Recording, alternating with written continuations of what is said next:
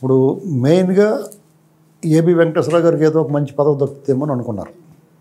అంటే జగన్మోహన్ రెడ్డి హయాంలో జగన్మోహన్ రెడ్డి ఏబి వెంకటేశ్వరరావు గారిని వేధించాడు, ఆయన ఫైట్ చేశాడు. ఏబి వెంకటేశ్వరరావు గారు జగన్మోహన్ రెడ్డికి వ్యతిరేకంగా ఫైట్ చేశాడు. అలాగే రఘురామకృష్ణరాజు గారు నిత్యం ప్రజల్లో ఉంటా, ప్రజలతో మాట్లాడుతూ జగన్మోహన్ రెడ్డి అరాచకాల మీద తెలుగుదేశం వాళ్ళ కంటే ముందు ఆయన ప్రశ్నించాడు. ఏబీ గారు సర్వీస్లో ఉండడం వల్ల ప్రభుత్వానికి వ్యతిరేకంగా మాట్లాడకూడదు కాబట్టి మాట్లాడలేదు, కానీ ఆయన కూడా ఫైట్ చేసి జగన్కి వ్యతిరేకంగా పోరాడి విజయం సాధించాడు. కానీ ఆయన కెరీర్ కోల్పోయాడు. రఘురామకృష్ణరాజు గారు ఏకంగా తన్నులు తిన్నాడు, చావు అంచులకి వెళ్ళి వచ్చాడు. ఈ రెండు విషయాలు పర్టికులర్గా అబ్జర్వేషన్ ఉంది పబ్లిక్కి. వీళ్ళకి న్యాయం జరగలేదనేటువంటి భావన అయితే ఉంది, అది వాస్తవం. వాళ్ళు న్యాయం చేయాలంటే ఏం చేయాలి? ఏబీ గారికి ఏదైనా మంచి పదవి ఇవ్వాలి అని అనుకున్నారు, ప్రజలు కోరుకున్నారు. అయితే మరి వాళ్ళకి ఏ కారణం చేత అనేటువంటిది డిస్క్లోజ్ చేయడానికి మన దగ్గర ఎందుకు ఉందని మనకు తెలియదు. ఎందుకని అతను ఆయన అలా పక్కన పెట్టారు, లేకపోతే ఆయనకి పక్కన పెట్టారంటే కూడా లేదు, ఏదో పదవి కూడా ఇచ్చారు, కానీ అంత ప్రాముఖ్యత ఉన్నది కాదనేటువంటి ప్రజలకి చాలామంది తెలియదు. అదేదో హౌసింగ్ సొసైటీ దేనికో ఇచ్చారు కదా, చాలామంది ఇచ్చారు కదా, ఎందుకని బాధపడుతున్నారు అనుకుంటున్నారు. యాక్చువల్గా అది మా అంతకుముందు నాగుల మీర లేకపోతే ఒక జగన్ పార్టీలోనేమో జడ్పీటీసీ స్థాయిలో ఎవరు చేశారు కాబట్టి అలాగే ఆయన స్థాయిని తగ్గిస్తున్నారని ఫీల్ అయ్యారు. ఒకటి రఘురామకృష్ణరాజు గారి విషయంలో సునీల్ కుమారో లేకపోతే విజయపాలో లేకపోతే డాక్టర్ ప్రభావతి, ఆ తులసిబాబు ఇలాంటి వాళ్ళందరికీ సరైన కోటింగ్ పడలేదని భావన ఉంది అందరికీ. కానీ రఘురామకృష్ణరాజు గారు ఎక్కడ తొందరపడకుండా ఆయన యుద్ధం ఆయన అలా కంటిన్యూ చేస్తూనే ఉన్నాడు. చాలామంది అసంతృప్తి ఉన్న రఘురామకృష్ణరాజు గారు స్వయంగా అసంతృప్తి ఉన్న ముజే ఇన్సాఫ్ చాహి అని అసెంబ్లీలో అడుగుతున్నాడు, పబ్లిక్లోనే అడుగుతున్నాడు, ఒక సాధారణ పౌరుడిగా తన్నులు తిన్నవాడిగా అడుగుతున్నానని చెప్తున్నాడు. అది ఒకటి జరగాల్సి ఉంది. అయితే విజయపాల్ మీద కేసు నమోదైంది, అతను జైలు కూడా వెళ్ళి వచ్చాడు.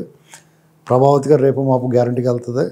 ఇవన్నీ పావులు ఇక్కడ చట్టం, మన చట్టం ఎలా ఉంటుందంటే ఎంత కఠినంగా ఉంటుందో అన్ని కన్నాలు ఉంటాయండి దానికి.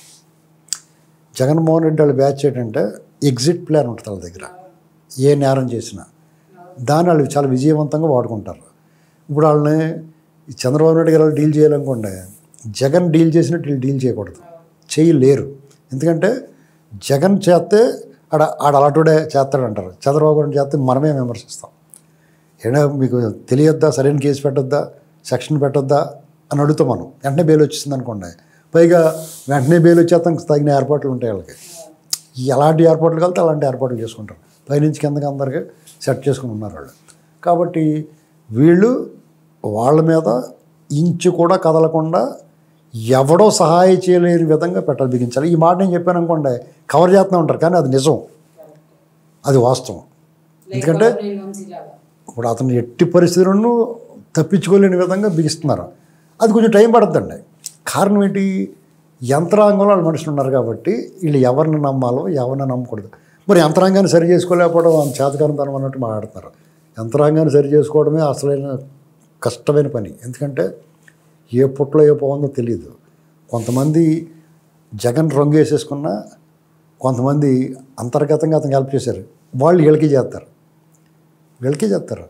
వీళ్ళు ఏం చేస్తున్నారంటే వాళ్ళకు కొంతమంది తెలివైన పని ఏంటంటే, నువ్వు ఏదో తప్పు చేస్తే చేసావు, జగన్కి చేసావు కదా, ఇప్పుడు మాకు చెయ్యి, నీకేం కావాలి పట్టుపో అనాలి. అలాగ అంటున్నారేమో, మనకేం తెలుసు. మనం ఆడించి పెట్టుకుని ఆడొద్దు అంటున్నాం మనం. కానీ ఆడితోటి వీళ్ళు డీల్ మాట్లాడుకుని నువ్వు తిన్నదేదో తిన్నావు, వాళ్ళు చేసి పెట్టు, ఇప్పుడు మాకు చేయి అన్నారేమో, ఎవడికి తెలుసు? అవునే కదా. మనం ఏం చేస్తున్నాం, అదిగో వాడు కనపడ్డాడు ఆడొద్దు అంటున్నాం. ఇప్పుడు ఇలాంటి అసంతృప్తి తెలియకుండానే మనం మాట్లాడుతున్నాం, ఇమీడియట్ రియాక్షన్. అలాగే జీవీ రెడ్డి గారి విషయంలో వాళ్ళు తీయమన్నారు, వాళ్ళు తీశారు కదా. ఇప్పుడు మరి ఆయన తొందరపడ్డా లేదా? అన్నా కదా, 2 నెలలు ఫిబ్రవరిలో ఆయన వదిలేసిపోయాడు, ఇది ఏప్రిల్లో, మార్చి ఏప్రిల్ 2 నెలలు ఒప్పు పడితే ఈయన వీరుడి కింద ఈయన వల్లే వాళ్ళు తీసేశారు అనుకుంటారు కదా. ఇప్పుడు అతను వాళ్ళ పక్కకు పంపించినట్టు మళ్ళీ పోస్టింగ్ ఇచ్చారు అన్నాడు. పోస్టింగ్ ఇవ్వకుండా ఎవడతారం కదా ఆపటం. పోస్టింగ్ ఇవ్వకుండా జగన్మోహన్ రెడ్డి ఆపాడు ఏబీ గారిని. ఆయన ఫైట్ చేయలేదా? నువ్వు నేనైతే ఫైట్ చేయలేము, అధికారులు కదా వాళ్ళకి ఫైట్ చేస్తారు కదా, వాళ్ళకి అసోసియేషన్లు ఉంటాయి, అన్నీ ఉంటాయి కదా. ఇప్పుడు ఏబీ గారి కంటే అసోసియేషన్ సహకరించలేదు, కానీ ఆ దొంగల ముఠాకు ఉంటుంది కదా. ఈ వీడియో మీకు నచ్చినట్లయితే Please share, like and subscribe R24 Telugu.